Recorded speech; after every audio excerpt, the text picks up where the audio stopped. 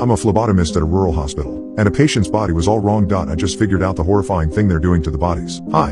I'm a 32-year-old woman and a phlebotomist at a rural hospital. In case you're unfamiliar with phlebotomy, I'm someone who takes blood from patients and prepares it for various kinds of testing. Last year, I encountered an issue with a patient that I've never seen before or since. It's been hard to get off my mind, and I hope writing about it will help. I guess this is also a last-ditch effort in hoping that someone will believe me and help me understand what happened. I've worked at this hospital for 4 years after spending the previous 4 at a nursing home. I had a bit of a rough upbringing mixed with some drug use, actually part of what got me into this line of work. As I mentioned, my current hospital is deeply rural. There are about 15 miles of woods right out back. I used to spend my smoke breaks out there before all of this. I encountered this patient on the graveyard shift, also known as the overnight. I'm rarely booked on those, as phlebotomy is considered the less urgent sector of the hospital that usually doesn't require late nights, but we were lighter than usual on nurses back then. I was just sitting down when the CNO told me that we needed a draw on A145. I remember feeling annoyed as I made my way towards the back of the hospital. Whoever had done their intake had put this patient at the very end of the hall, with about 20 empty rooms between them and our other bookings that night. It was off the round structure. A145 was the only room with light under the door. I did my usual knock and announcement before walking in. This part was all captured in the hallway monitor, which I checked the next day. The moment I walked in, I nearly fell backward. A man had pulled a chair from the far corner of the room, near the window, right up to the doorway. He was sitting and facing the entrance and sprung to his feet the moment I walked in. A boy was lying on the bed behind him, and I could feel a breeze coming from outside. I distinctly remember that the man had on a ball cap that read Louisville in faded letters, and big black sunglasses that contrasted his sallow, droopy skin. He was wearing a shirt that also read Louisville, and he stepped back as I stepped forward, pushing the chair behind him with a scrape. "I didn't mean to scare you," he said, quickly, shaking his head back and forth. I remember just laughing in response and telling him it was fine, that I was just used to the chair being in the corner. I turned for the patient chart tucked in the clipboard holder and found it missing. When I turned back, the man was holding it out for me and told me that he'd just finished filling it out. I took it with a nod, scanning the details, then walking over to the boy. It had been filled in with sloppy handwriting. I don't remember all the specifics of how I interacted with the boy, but I know I must have followed my usual procedures before a draw. I smiled down at him, and he stared up at me with watery, green eyes. He looked 12, the age his chart read. "Hi there, Lewis," I remember saying, glancing for his name. I asked him how he felt today. The boy looked at the man, then back to me. I heard the scrape of the chair being pulled closer to the bed behind me. "I feel fine, but my father and I want to make sure that I'm all normal, so we came to try this." At that point, the father had his hands on the foot of the bed and was leaning forward, staring from beneath the thick sunglasses. "Of course, Lewis. Well, I'm going to check that out by borrowing a little blood from you if that's alright. It really won't hurt at all." That is roughly what I responded. Suddenly, the man piped up, speaking quickly and loudly so that both Lewis and I turned to him. "It won't hurt at all." The boy nodded in response and seemed to repeat it to himself. I felt myself begin to grow uneasy at the father's mannerisms as I made my way across the room to the medical cabinet. This unease was compounded by a gust from the open window, which chilled me in my scrubs. As I looked out the open window, I could see the tree line not too far away, and the branches swaying and clawing against the night sky. I remember that very distinctly. We never kept the windows open, so I moved to close it.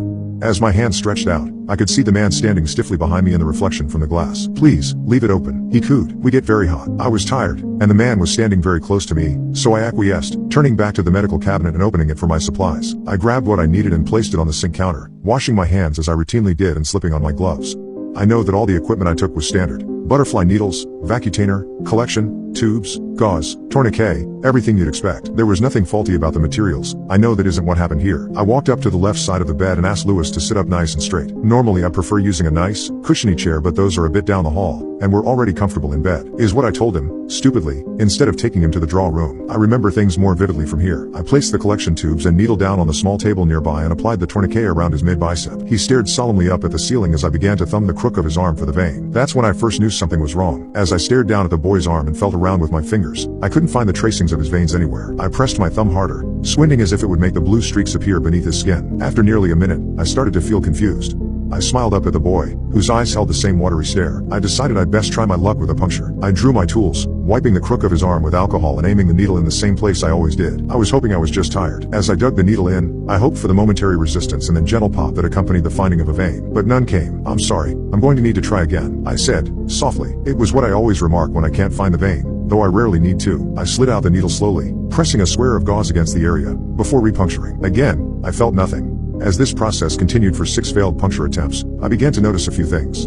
The first, which I realized as I pushed in the needle for the 3rd time, my teeth gritted, was that the boy did not seem pained at any moment. It was like putting an IV drip in an unconscious person. The second thing I noticed, while I withdrew the needle for the 5th time, was that the gauze I was pressing against the venipuncture sites was clean. I turned the white pad back to me and didn't see a single drop of red. As I looked at his arm, I could see the holes I'd made, but no spotting of blood. The third thing I noticed, after my 6th attempt was unsuccessful, was how close the man had gotten to me while I was trying to draw his son's blood. He was seated on the other side of a rather wide hospital bed, but he was stretching across it, leaning on his hands and craning his neck, his face only a foot from mine. I almost dropped the needle when I saw him, and it unnerved me even more than Lewis's seeming lack of veins. Something is wrong, the man breathed, and I moved my chair back to create some distance. I put down the needle and stood up, moving towards the foot of the bed. The man paralleled my movements, shooting up from his seat and standing in front of me with a few long strides. The man spoke in a hushed voice from beneath his cap and glasses. "Please, tell me what's wrong." He sounded nervous, in a genuine way, but it did nothing to reduce my unease. I whispered back, "I'm sorry, I just haven't seen this before. I'm searching for a vein to draw from, and I just can't find one." The man paused, his hands fidgeting. "What do you mean, exactly?" I let out a confused laugh, mostly out of discomfort. I remember wondering if there was a language barrier. "I mean, I can't find the vein, as in the blue tubes filled with blood in his arm. I've never been unable to locate them like this. It's not normal," the man muttered, seeming to cock his head to the window behind me. "It's okay, I'll talk to him. He's just nervous." I shook my head back and forth, confused. I don't think he's nervous.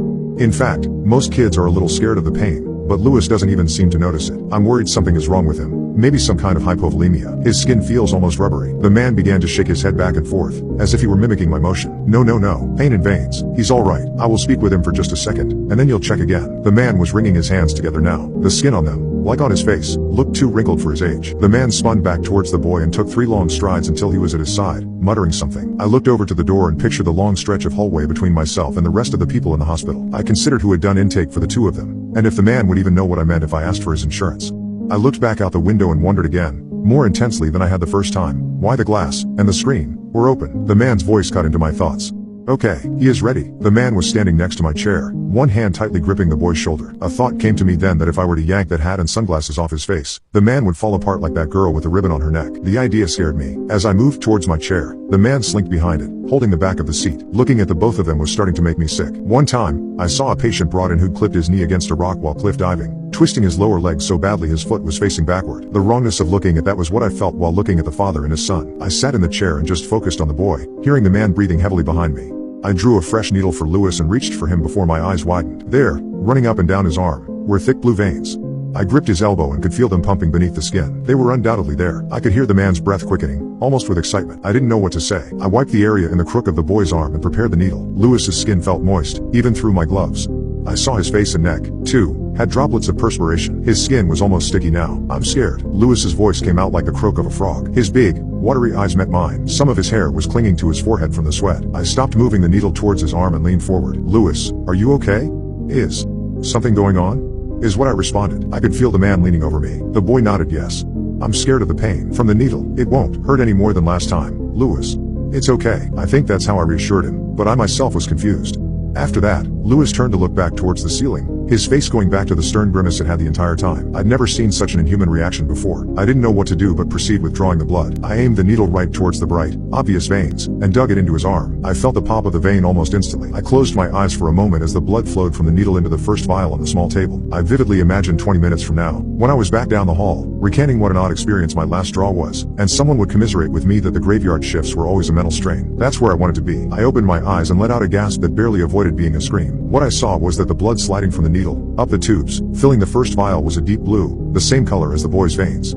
It looked like thick blue paint. I likely would have fallen backward out of my seat, if it didn't mean I'd fall into the man behind me, and the idea of touching him was worse than anything. "What's wrong now?" The man's was leaning down behind me, not far from my ear. His voice sounded harsher now than when he last asked this. "Nothing." I remember stuttering out. I stopped the draw as it filled the first vial, sliding the needle out and wrapping gauze around the puncture point that began to stain blue. I knew I needed to get out of there. I picked up the vial and could hear the man moving behind me. The boy held his same zombie-like stare at the ceiling. As I stood up, the man was in front of me, between my path to the door. One of his hands was extended out to me. He was grinning, and I looked away from his teeth. I've replayed this interaction a lot of times in my head. "Please," I said then. I don't know exactly why. "Everything's normal with the boy, now?" "Yes," I sputtered out. I felt like I could hear movement from outside the window. Excited movement. "Please," the man replied, grinning wider. I held out the vial, placing it into his palm from which the skin seemed to sag, and he moved out of my way. I almost ran towards the door, pulling it open as I felt tears begin to well in my eyes and then slamming it behind me. My leaving, as well, was captured on the camera, and that was that. I told the CNO and whoever was there at the time, nearly hysterical, that there was something horribly wrong in the room at the end of the hall, but it was empty once they'd reached it. I don't know exactly why any of it happened. I know people in here are probably more willing than most circles of the internet to believe this kind of crazy stuff. If anyone has any ideas, I'm open to hearing them. I haven't come up with any medical or logical prognosis. The last thing I should say is that since then, if I'm ever unfortunate enough to get the graveyard shift, I'm very careful. I make sure to lock all the windows before it gets dark, because I sometimes hear the ones in the empty rooms rattling from the outside.